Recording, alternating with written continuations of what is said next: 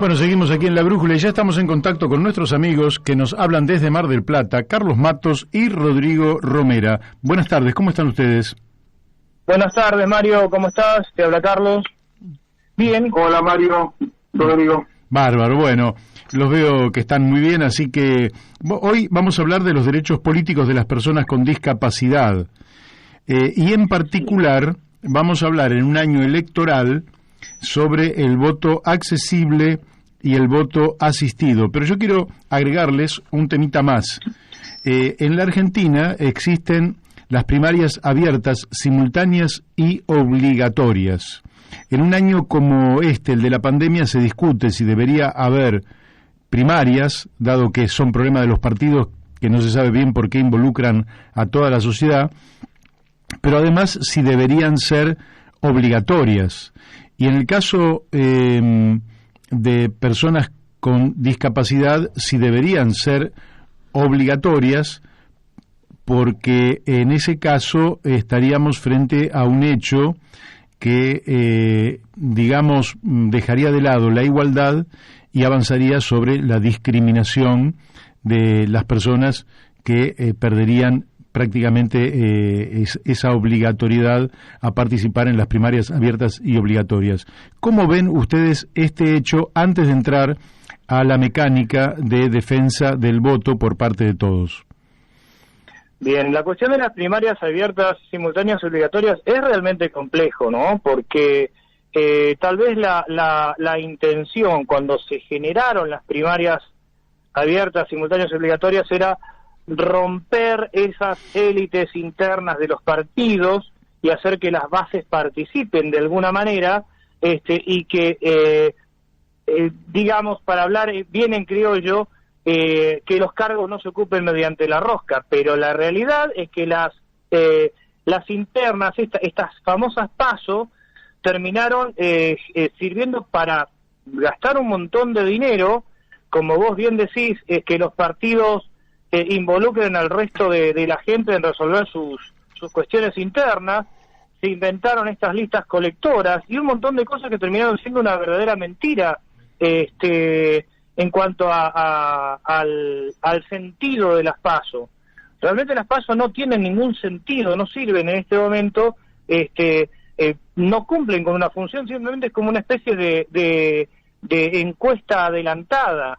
Eso por un lado, Mario. Por otro lado, la cuestión de si el voto debe ser o no obligatorio, ya ese es otro tema en el que también hay que entrar, ¿no?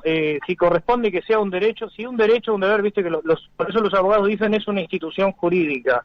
Sí. Si es un derecho y es un deber, obviamente las personas con discapacidad debemos cumplir con la ley, pero claro, de todas maneras, con la institución jurídica, pero eso hace que está en cabeza del Estado que se pueda garantizar exactamente el cumplimiento de esa formalidad o de ese derecho político. Sí, digamos que la Constitución Nacional dice que es obligatorio ir a votar, no dice que sea en las PASO obligatorio, pero la ley PASO dice que sí es obligatorio también ir a las primarias a votar, ¿no? Eso es la legislación vigente. Claro, como pasa siempre, ¿no? Sí, Rodrigo. No, digo, en realidad si no tuviéramos problemas para ir a votar, si los lugares fueran accesibles y se dieran todas las condiciones que se tienen que dar, que vamos a hablar después, en realidad no sería un problema que, y fuera de contexto de pandemia, ¿no? También, lógicamente. No sería un problema que las personas con discapacidad fueran a votar a las PASO. La cosa es que se ve teñido por toda esta otra situación de que la persona con discapacidad va a votar a un lugar que termina siendo más que una celebración de la democracia. Para la persona con discapacidad termina siendo una tortura por poco. Claro. Porque no es accesible, porque se encuentra con que tiene que pelear con los presidentes de mesa, porque tiene que... y un montón de situaciones que hacen diferente la experiencia de votar de una persona convencional o parada a una persona con discapacidad. Sí, ciertamente hay que decir que en la época en la que no había PASO, que los partidos tenían elecciones internas, o sea, que únicamente los afiliados, la verdad que para las personas con discapacidad que concurríamos a votar a las internas de nuestros partidos era mucho más fácil. Porque, por el hecho de qué motivo. Bueno, porque había un conocimiento en general de la gente que estaba ahí, entonces había mucho mayor respeto, se sabía que si había una o dos listas, la persona llevaba su propia lista, porque es así. No había tantas barreras. Al generalizarse, al pasar justamente estas internas, como vos bien marcás, al ser obligatorias, obviamente nos encontramos con esta situación, este problema de infraestructura. Y en cuanto a la obligatoriedad de las PASO, es real, o sea, la Constitución marca lo que se llama la institución jurídica, que es un derecho y un deber, las generales. Las PASO, en la cuestión de las PASO, como dicen los abogados, la biblioteca no es pacífica. Algunos dicen que es obligatoria, otros dicen que no. Algunos sostienen que es obligatoria porque la ley lo marca, otros dicen que la ley es inconstitucional. Lo concreto que frente a esta situación, que creo que ya hemos fijado una posición en cuanto a contraria a las PASO como están planteadas en este contexto, como están planteadas ahora, lo concreto es que existen y que tanto en las PASO como en las elecciones generales hay que resolver una serie de cuestiones y sobre todo hay que empezar por la formación de quienes deben ser autoridades de mesa, tanto presidentes como fiscales. Bien, entonces vayamos a los hechos concretos, que son la discriminación, que de la cual ya hemos hablado en otros ámbitos sociales, pero ahora lo hablamos en el terreno del acto de ir a votar.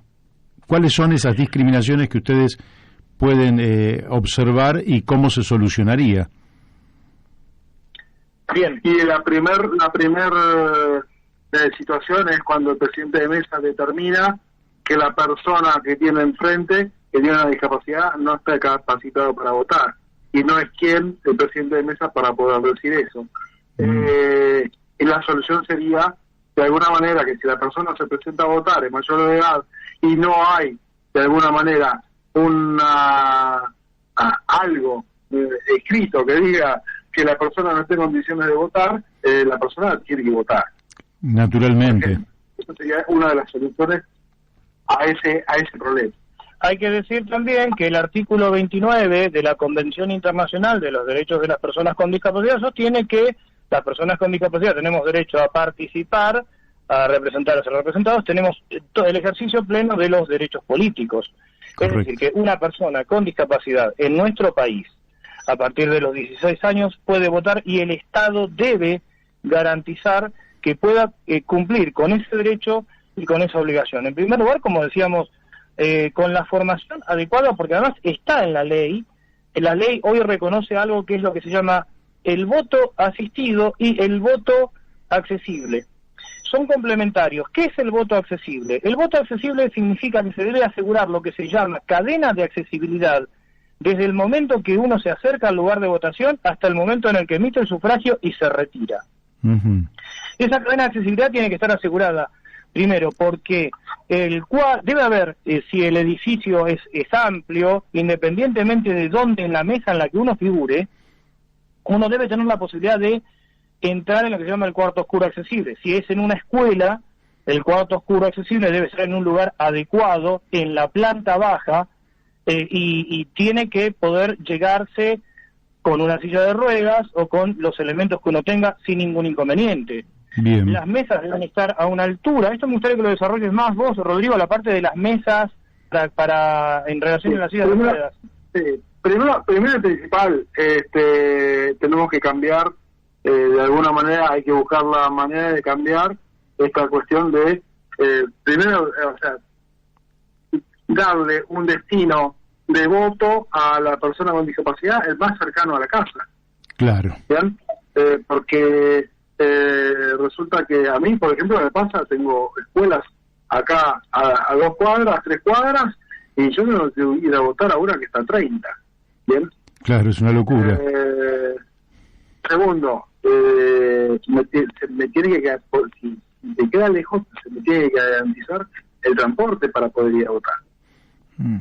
Tercero, llego al lugar, el lugar tiene que estar en una escuela con un ingreso accesible, con un cuarto oscuro en planta baja, con una puerta que me permita pasar con la silla de ruedas, una mentira, con una buena iluminación dentro del cuarto oscuro, con las mesas a una altura que yo pueda entrar con la silla por debajo, y que de alguna manera, ustedes saben que la cantidad de listas que hay en las pasos es mayor por lo general que en las generales. Claro. Y entonces las listas, ¿cómo se llama? Las boletas tienen que estar al alcance de mi mano. ¿Bien? Porque si no es imposible. Yo he entrado a cuartos oscuros donde juntan 9 mesas o 12 mesas, y resulta que yo no puedo llegar a las boletas que tengo en el medio. ¿Bien? Claro. Me ha pasado. Y en el caso ¿no podés entrar con una persona de tu confianza? Por ejemplo, sí, que te ayude. Pregunto. Yo por suerte he tenido esa posibilidad. Entro con mi mujer y con mi nena, pues ahora mi nena puede quedar afuera, pero otras veces que era más chica, no, se quedaba afuera y entraba con mi mujer y con mi nena.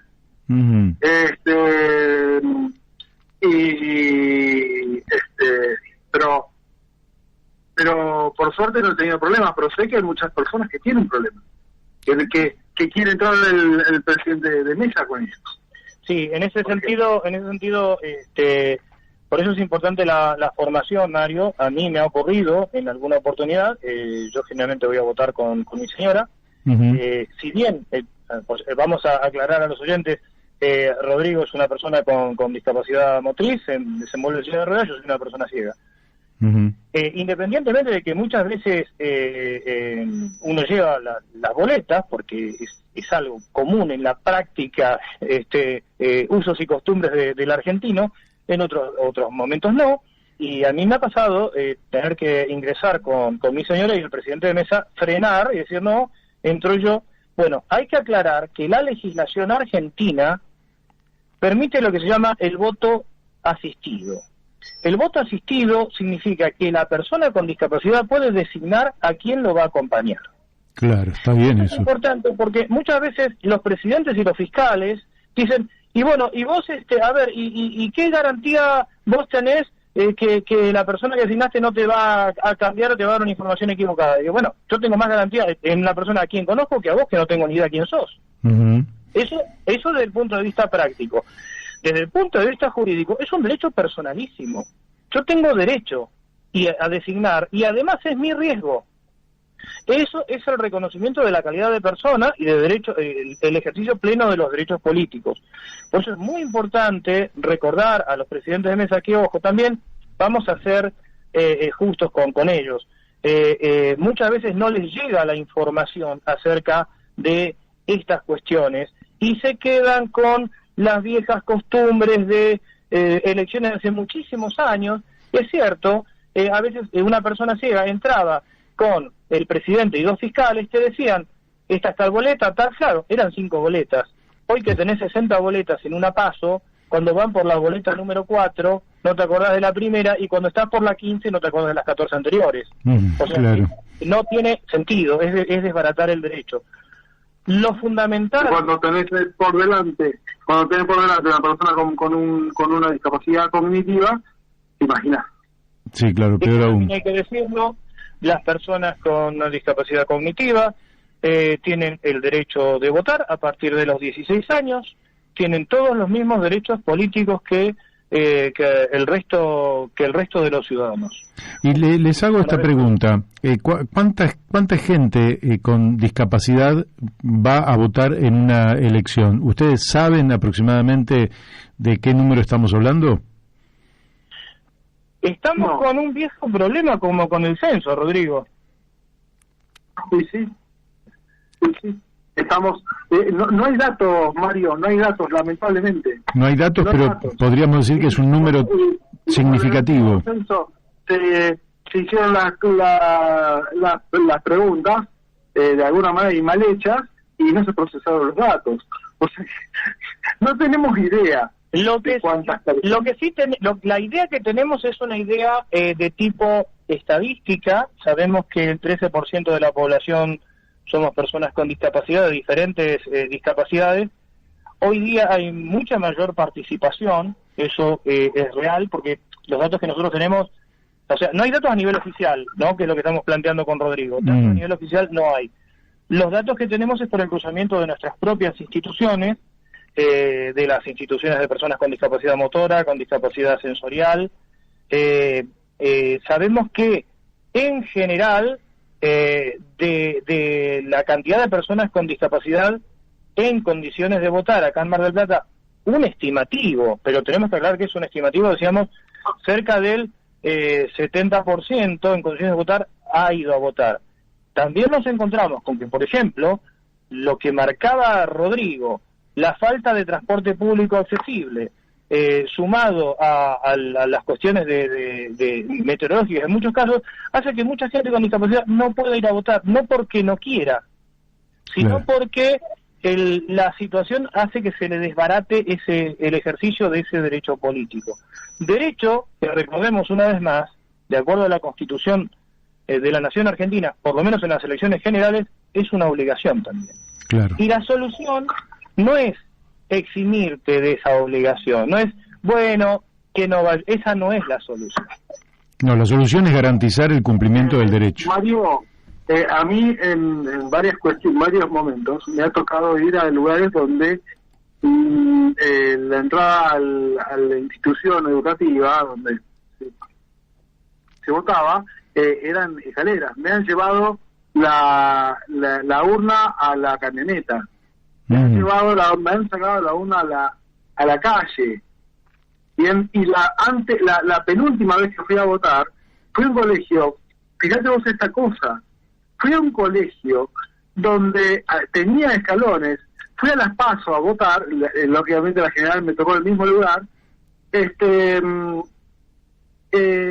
tuve que votar las PASO en la calle, ¿bien? Sí. Y pues no había llevado la boleta, o sea que fue un voto cantado, de alguna manera, y resulta que el colegio tenía una entrada por el costado, con un portón a nivel, y resulta que no tenían la llave. O sea, para las generales, después de un lío que se armó, consiguieron la llave para el portón.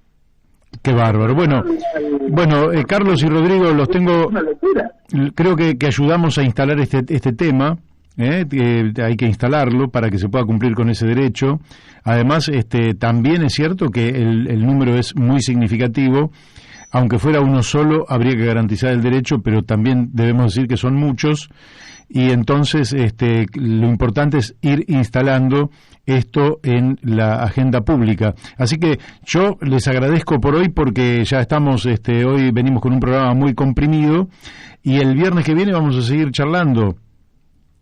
Sí, Mario, por supuesto. Recordemos entonces finalmente que el 13% como estadística de la población en condiciones de votar es persona con discapacidad y que tiene el derecho de votar. Y vamos a seguir tocando estos temas porque nos falta, por ejemplo, abordar qué pasa con las personas de la comunidad sorda señante, que también es todo un tema. Así que muchísimas gracias por darle difusión a estos temas, Mario. No, gracias a ustedes. Les mando un fuerte abrazo desde aquí. Un abrazo. Bueno, hemos hablado con Carlos Matos y con Rodrigo Romera en esta columna que tienen semanal para tratar un tema de una gravedad inusitada, que es qué hace la sociedad moderna con aquel sector de la población que tiene alguna discapacidad y que siempre es lógicamente un hermoso problema, porque habla de la calidad humana de esa sociedad. Todas las sociedades le rinden culto a los más fuertes, a los poderosos, ¿no? A los reyes, a los políticos, a los deportistas más poderosos, pero ahí no se mide la calidad humana de una sociedad. La calidad se mide justamente porque cómo tratamos a los niños, cómo tratamos a los abuelos, cómo tratamos a los débiles, cómo tratamos a los que tienen una discapacidad, y ahí emerge entonces la elevación humana que es superior incluso a cualquier tipo de elevación de naturaleza material.